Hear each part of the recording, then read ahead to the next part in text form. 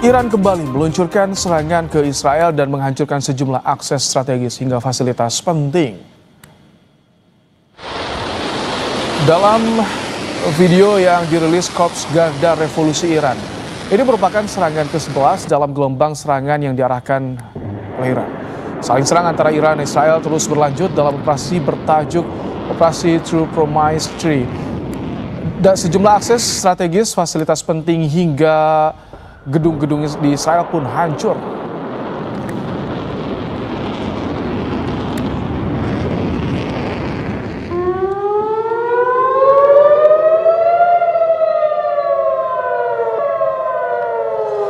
Bunyi sirene pun menggema di kota Tel Aviv saat sistem pertahanan udara Israel mencegah sejumlah serangan udara di tengah konflik Israel-Iran. Menurut pihak militer Israel, sirene juga terdengar di sejumlah kota di Israel lainnya. Pasukan Israel pun menyebut bahwa mereka juga meluncurkan sejumlah serangan ke ibu kota Iran, Teheran. Intensitas serangan antara kedua negara meningkat sejak Israel pertama kali melakukan serangan ke Iran pada Jumat lalu, yang termasuk dalam operasi Rising Lion.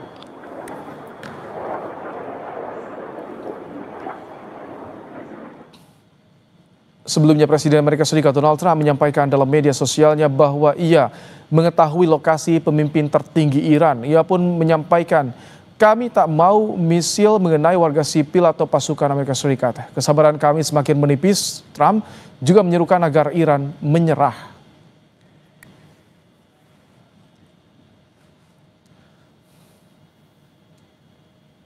Pemimpin tertinggi Iran, Ayatollah Ali Khamenei, menolak peringatan dari Presiden Amerika Serikat Donald Trump untuk menyerah tanpa syarat dalam menghadapi serangan Israel. Khamenei menegaskan bahwa perdamaian atau perang tidak bisa dipaksakan pada Iran. Khamenei bahkan memperingatkan keterlibatan Amerika dapat menyebabkan kerusakan yang lebih fatal dan merugikan Amerika sendiri. اینی که به ملت ایران بگن بیایید تسلیم بشید حرف عاقلانه ای نیست. افراد با خرد که میشناسن ایران رو، میشناسن ملت ایران رو، میشناسن تاریخ ایران رو، هرگز چنین حرفی رو بر زبان جاری نمیکنن. تسلیم چی بگن؟ ملت ایران تسلیم شدنی نیست. آمریکا در این قضیه 100% به ضرر اوست. اونچه که او در این زمینه ضربه خواهد خورد به مراتب بیشتر است از اونچه که ایران ممکنه صدمه بخوره. Kementerian Luar Negeri akan mengevakuasi warga negara Indonesia yang berada di Iran jika eskalasi konflik bersenjata antara Iran dan Israel telah memasuki siaga 1. Sampai saat ini Kemenlu mengimbau WNI untuk selalu waspada dan terus memonitor konflik antara Israel dan Iran. Kemenlu juga telah mempersiapkan evakuasi dan telah dikoordinasikan dengan kementerian dan lembaga terkait. Kami sampaikan ya, bahwa memang statusnya siaga 2, namun kami selalu menghimbau agar para WNI selalu waspada ya, dan selalu memonitor situasi yang ada, dan at any time jika terjadi eskalasi kita dapat tingkatkan menjadi siaga 1. Dan kemudian akan melaksanakan proses evakuasi. Untuk membahas perang Iran dengan Israel yang kian memanas, sudah bergabung bersama kami pendiri Sinergi Policies Dina Prapto Raharja. Selamat malam, Mbak Dina. Selamat malam, Mas Rahmat. Mbak Dina, di X kita juga melihat ada cuitan dari Khamenei soal pertempuran dimulai. Apakah dengan adanya penegasan seperti ini, perang Iran dan Israel akan terus berkepanjangan? Sepertinya masih akan lama ya, karena kompleks problemnya dan eksistensial buat negara-negara yang terlibat. Dan yang terlibat di sini bukan bilateral saja antara Israel dengan Iran, tapi juga ada Israel dengan Amerika Serikat, Israel dengan Eropa. Salah satu esensinya adalah Israel ingin menarik Amerika Serikat masuk ke dalam perputaran perang tersebut, demikian pula Eropa. Sementara di dalam negeri Amerika Serikat sendiri sudah mulai terjadi perpecahan pendapat ya soal terlibat atau tidaknya, demikian pula di Eropa.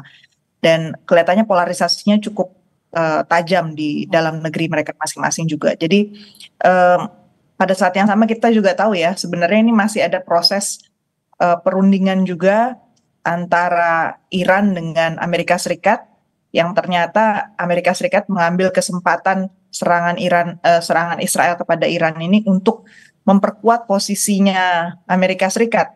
Jadi kelihatan di situ masalahnya itu sebenarnya tidak si Israel sendiri ya yang ingin situasi itu semakin tidak pasti supaya posisi dia yang saat ini sedang mulai tersudutkan ya di Gaza. Kemudian kita tahu minggu ini harusnya ada pertemuan di New York antara Prancis kemudian Saudi Arabia untuk menekan Israel dan mengakui kedaulatan Palestina kan. Nah ini berarti kan akhirnya diboikot nggak terjadi ya. Dan ini salah satu konteksnya. Jadi ketika ada blok G7 bahkan sudah mendukung Israel. Nah di sini ketika ada blok Rusia mendukung Iran, ini semakin menambah polarisasi yang terjadi di sana. Betul. Jadi akhirnya kan dunia terbelah menjadi kubu yang semakin tajam ya. G7 sudah mulai dibicarakan bukan lagi penggerak pertumbuhan dunia, tapi malah penyebab disrupsi. Dan bukan tidak mustahil ya, Rusia itu akan juga masuk ke dalam perputaran konflik ini jika Amerika Serikat masuk. Mereka sudah mengatakan akan mengancam. Kalau Cina masih berusaha berada di tengah-tengah ya, tapi sekali lagi kalau situasinya semakin panas, bukan tidak mustahil ini perang yang lebih luas bisa terjadi. Yang terdampak bagaimana? Kita bicara soal regional dulu, kawasan dulu. Bagaimana dampaknya dengan perang yang terjadi saat ini? Jadi yang paling mengkhawatirkan itu sebenarnya adalah regime change. Jadi upaya Israel untuk mendongkel kepemimpinan Khamenei di Iran dan menguasai Iran. Jadi imperialisme ya targetnya itu terhadap Iran. Sementara Amerika Serikat juga ingin menonjolkan Make America Great Again dengan kasus ini gitu.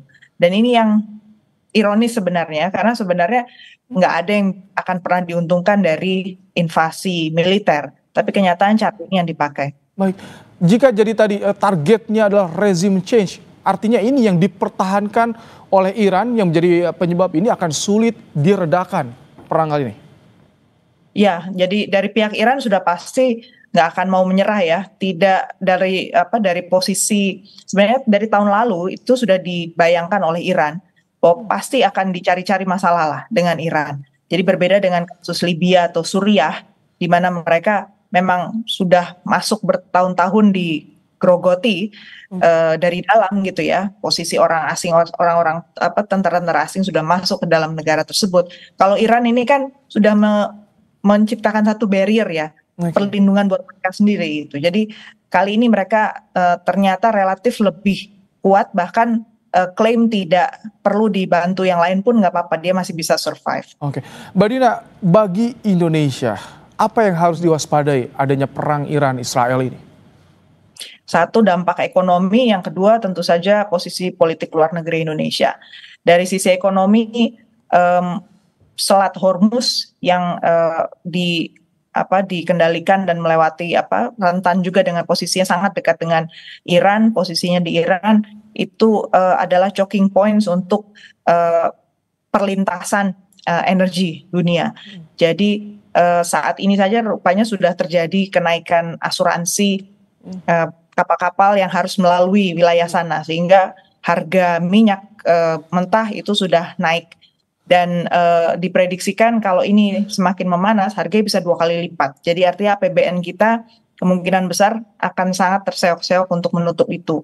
Apalagi cadangan minyak kita ternyata juga nggak sampai 30 hari gitu ya standarnya. Dan imbas yang lainnya itu sektor-sektor yang jelas-jelas harus melalui wilayah Eropa, jadi dan juga bergantung pada harga BBM, kemudian juga transportasi, kemudian juga sektor yang sifatnya leisure ya, yang sifatnya tourism, itu kemungkinan besar akan ditunda dulu, jadi akan ada perlambatan yang signifikan, padahal kita tahu di dalam negeri itu sektor-sektor ini sudah tertekan, transportasi, hotel, kemudian tourism itu sudah tertekan, jadi artinya kita harus mengantisipasi perlambatan yang signifikan di sektor ekonomi. Kalau di luar negeri, dampaknya berarti kita harus mengantisipasi polarisasi tadi. Bukan mustahil Indonesia harus memilih ya dan melihat bahwa negara-negara BRICS ini bisa jadi akan berkumpul di satu kubu, sementara Amerika Serikat dan Eropa itu akan di kubu yang lain. Nah, posisi kita di mana itu harus kita perhitungkan. Kita langsung bisa mengambil peran sesegera mungkin untuk bisa meredakan ini? Saya kira masih harus bicara dengan sejumlah pihak, kita harus lebih membuka mata. Sejumlah negara seperti Turki misalnya, karena mereka berbatasan langsung dengan Iran, itu bersikap lebih hati-hati, tapi jelas mereka akan mengusahakan perdamaian. Itu salah satu contoh ya, apalagi kita punya MOU dekat dengan dengan Turki, dan kita punya high level council juga dengan Turki sekarang. Itu ada baiknya kita juga berkomunikasi intensif tentang cara-cara meredakan ketegangan di sana. Baik. Terima kasih Mbak Dina Prapto Raharja, pendiri dari Synergy Policies, telah menyampaikan pandangannya soal perang yang terjadi antara Iran dan juga Israel di program Kompas Malam hari ini. Terima kasih Mbak Dina. Terima kasih, selamat malam. Malam.